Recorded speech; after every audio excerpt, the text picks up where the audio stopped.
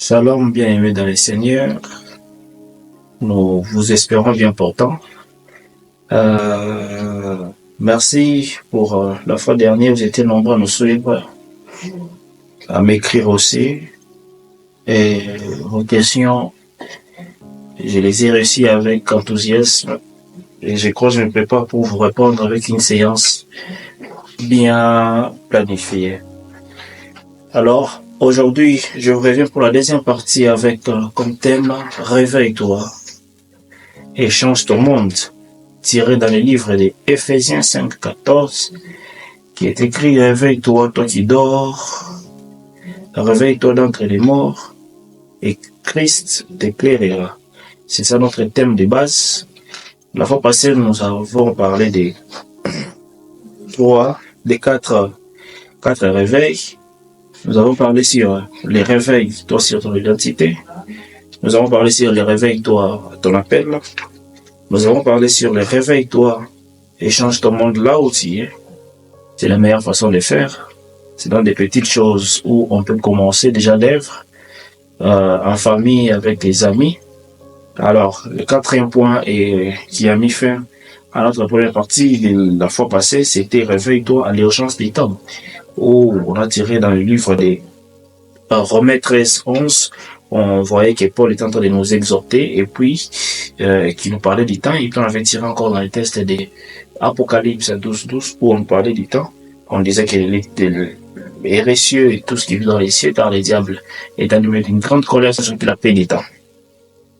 Alors, bien aimés dans les Seigneurs, aujourd'hui nous allons continuer.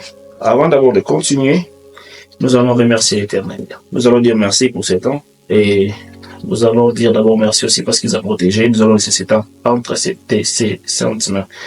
Prions en nom puissant de Jésus.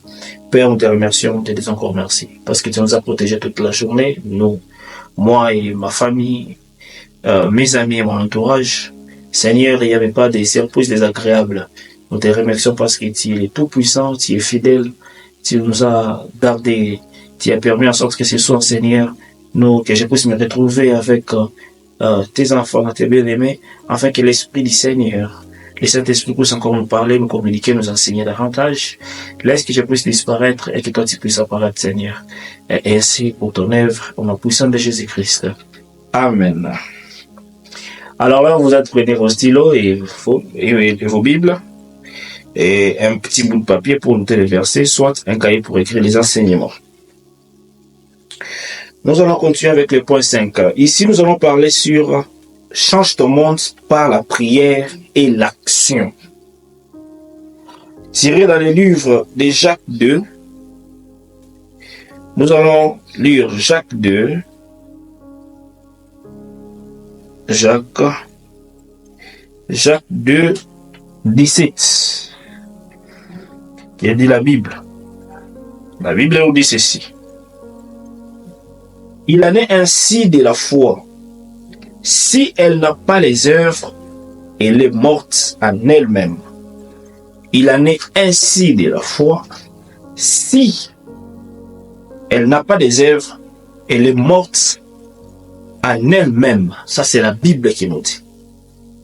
Nous ne pouvons pas, notez bien, avant que je n'explique, nous ne pouvons pas nous contenter de prier et de rester passifs.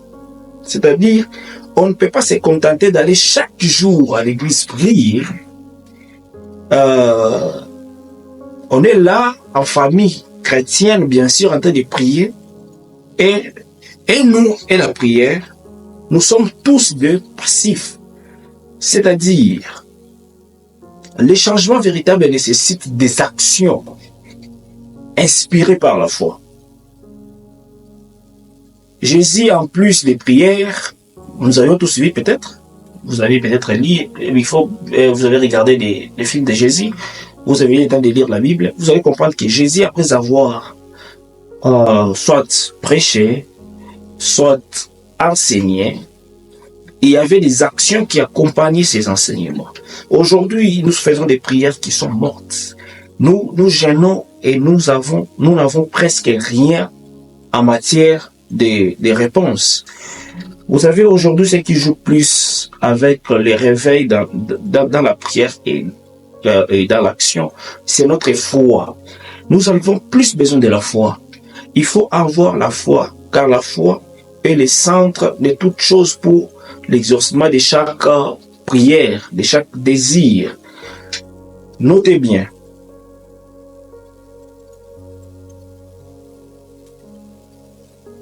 Nous sommes appelés à faire de même, prier, oui, mais aussi agir pour que le royaume des cieux, le royaume de Dieu, soit visible sur cette terre. Jésus, il en est ainsi avec lui. Vers la foule, il devrait enseigner et les enseignements étaient prouvés par un miracle de guérison. Soit quelqu'un qui ne voyait pas, il devrait retrouver sa vue. Donc, on pouvait trouver un réveil total dans tout ce qu'il faisait. Mais aujourd'hui, nous avons que des gens qui maîtrisent bien, peut-être les paroles de la Bible pour nous enseigner, développer cela. Ce n'est pas grave. Ce n'est pas grave, mais nous avons plus besoin du réveil, c'est-à-dire nous avons un Dieu vivant quand nous parlons de quelque chose et cette chose-là doit s'accomplir. Et comment cette chose pourra s'accomplir? Dans la prière de la foi. Il faut prendre beaucoup de temps de la prière, il faut beaucoup prier. Je vais vous donner maintenant les caractéristiques du réveil. Aujourd'hui, les caractéristiques du réveil. Il est bon pour un chrétien de prendre conscience, prise de conscience spirituelle. Notez bien, nous allons d'abord lire Luc 15, 17. Luc 15, 17. Ça va nous permettre de comprendre ça. Luc 15, 17. Ici. Étant entré en lui-même,